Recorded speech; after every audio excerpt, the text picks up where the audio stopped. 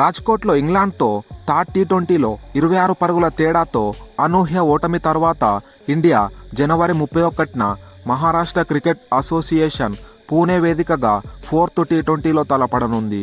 ఈ మ్యాచ్ ఇరు జట్లకి చాలా ఇంపార్టెంట్. లాస్ట్ మ్యాచ్లో ఓటమితో వస్తున్న టీమిండియా బౌన్స్ బ్యాక్ అయి ఈ మ్యాచ్లో గెలిచి సిరీస్ గెలవాలని చూస్తుంటే, మరోవైపు ఇంగ్లాండ్ విన్నింగ్ మూమెంటం కంటిన్యూ చేస్తూ సిరీస్ని లెవెల్ చేయాలని చూస్తున్నారు. ఎంసీఏ స్టేడియం టీ20 స్టార్స్ చూస్తే బ్యాలెన్స్డ్ రిజల్ట్ ఉన్నాయి. ఇక్కడ కేవలం 4 టీ20 మ్యాచ్లు జరిగితే ఫస్ట్ బ్యాటింగ్ చేసిన టీం అండ్ చేజింగ్ టీం చెరో 2 మ్యాచ్లు గెలిచారు. ఇక్కడ యావరేజ్ ఫస్ట్ ఇన్నింగ్ స్కోర్ 166గా ఉంది. ఇప్పుడు మ్యాచ్ జరిగే పూణే స్టేడియం పిచ్ రిపోర్ట్ చూస్తే బ్యాలెన్స్డ్ వికెట్, అంటే బ్యాటర్స్తో పాటు బౌలర్స్కి ఈక్వల్ సపోర్ట్ దొరుకుతుంది.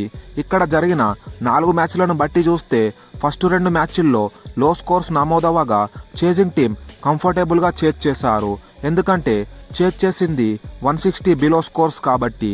ఇక చివరి 2 మ్యాచ్ల్లో ఫస్ట్ ఇన్నింగ్స్లో బ్యాటింగ్ చేసిన టీం 200+ స్కోర్స్ కొట్టగా, సెకండ్ బ్యాటింగ్ చేసిన టీం టార్గెట్ని చేజ్ చేయలేకపోయాయి.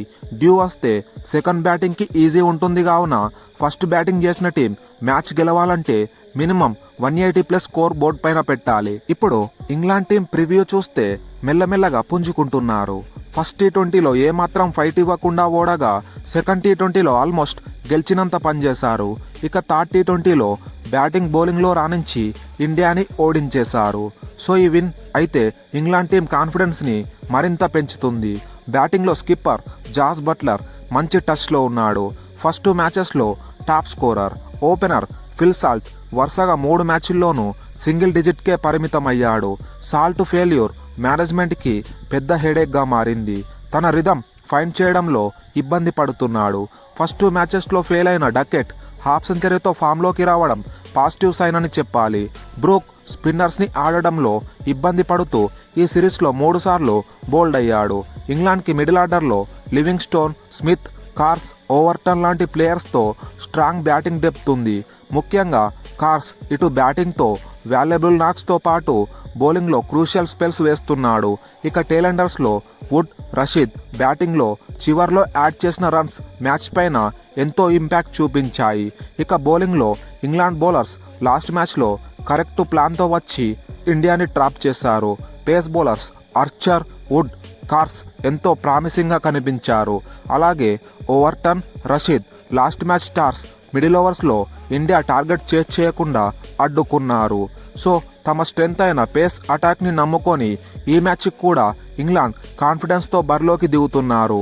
ఇక ఫోర్త్ టీ20కి ఇంగ్లాండ్ ఇప్పటి వరకు తమ ప్లేయింగ్ 11ని అనౌన్స్ చేయకపోయినా ఎటువంటి చేంజెస్ చేయకుండా విన్నింగ్ టీంతోనే బరిలోకి దిగే ఛాన్సెస్ ఉన్నాయి. ఇప్పుడు ఇండియా విషయానికొస్తే లాస్ట్ మ్యాచ్లో బౌలర్స్ తమ పనిని సమర్థవంతంగా పోషించి ఇంగ్లాండ్ని యావరేజ్ స్కోర్ కంటే తక్కువకే రిస్ట్రిక్ట్ చేసినా కానీ బ్యాటింగ్లో ఫెయిల్ అయి మ్యాచ్ ఓడిపోయారు.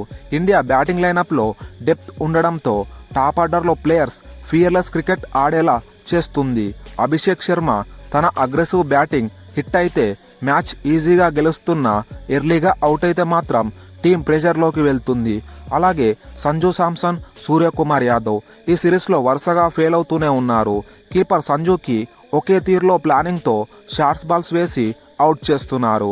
ఈ ముగ్గురులో ఏ ఒక్కరు కొన్ని ఓవర్స్ క్రీజ్లో నిలబడ్డా కానీ మ్యాచ్లో హ్యూజ్ ఇంపాక్ట్ క్రియేట్ అవుతుంది. తిలక్ వర్మ సెకండ్ టీ20లో సింగిల్ హ్యాండెడ్గా విన్ చేపించగా, లాస్ట్ మ్యాచ్లో రషీద్ బ్రిలియంట్ బాల్కి అవుట్ అయ్యాడు. ఇంపాక్ట్ తిలక్ అవుట్ అయ్యాక గేమ్ ఇంగ్లాండ్ చేతిలోకి వెళ్ళింది. అలాగే హార్దిక్ లాస్ట్ మ్యాచ్లో మంచి నాక్ ఆడినా ఇండియాని విన్ అయ్యేలా చేయలేకపోయాడు. ఇక జురెల్ని థర్డ్ టీ20లో 8th పొజిషన్లో పంపడం నాకు సర్ప్రైజింగ్ అనిపించింది. ఇంకొంచెం ముందు పంపి ఉంటే బాగుండేది. రెగ్యులర్ ప్లేయర్ రింకు సింగ్ లేని లోటు క్లియర్గా కనిపించింది. గత 2 మ్యాచ్లకి దూరమైన రింకు ఫోర్త్ టీ20కి ఫిట్గా ఉన్నాడని అసిస్టెంట్ కోచ్ ర్యాండన్ డస్కాటే కన్ఫర్మ్ చేశాడు. సో ఈ మ్యాచ్లో జురెల్ ప్లేస్లో రింకు సింగ్ ప్లేయింగ్ 11లో ఆడటం ఖాయం. బౌలింగ్లో మిస్టరీ స్పిన్నర్ వరుణ్ లాస్ట్ మ్యాచ్లో ఎక్సలెంట్ స్పెల్తో 5 వికెట్ హాల్ తీశాడు. ఈ ఒక్క మ్యాచ్ అనే కాదు, వరుణ్ టీ20లో రెగ్యులర్గా మ్యాచ్కి 2-3 వికెట్లైనా తీస్తూ వస్తున్నాడు. రెస్ట్ ఇచ్చిన హర్షదీప్ ప్లేస్లో వచ్చిన షమి చాలా రోజుల తర్వాత ఇంటర్నేషనల్ మ్యాచ్ ఆడుతున్నాడు కాబట్టి రిధం రానికి కొంచెం టైం పడుతుంది. ఇండియా ఈ మ్యాచ్కి 3 చేంజెస్ చేసే అవకాశాలున్నాయి. ధ్రువ్ జురల్ ప్లేస్లో రింకు సింగ్ రావడం పక్కా. బిష్నోయ్ ప్లేస్లో హర్షదీప్ అండ్ వర్క్లోడ్ మేనేజ్మెంట్ దృష్టిలో ఉంచుకొని హార్దిక్కి రెస్ట్ ఇచ్చి శివం దూబేని ప్లేయింగ్ 11లోకి తీసుకురావచ్చు. ఒకసారి ఇండియా ప్రాబబుల్ ప్లేయింగ్ 11 చూసుకుంటే అభిషేక్ శర్మ, సంజు శాంసన్, తిలక్ వర్మ, సూర్యకుమార్ యాదవ్, హార్దిక్ పాండ్యా ఆర్ శివం దూబే, రింకు సింగ్, వాషింగ్టన్ సుందర్, అక్షర్ పటేల్, వరుణ్ చక్రవర్తి, మహమ్మద్ షమి, హర్షదీప్ సింగ్. మరి ఈ మ్యాచ్లో కూడా ఇంగ్లాండ్ గెలిచి 2-2తో సిరీస్ని ఈక్వల్ చేస్తుందా లేదా ఇండియా బౌన్స్ బ్యాక్ అయి 3-1తో సిరీస్ గెలుస్తుందా? కామెంట్ చేయండి. Thanks for watching. Have a great day. జై హింద్.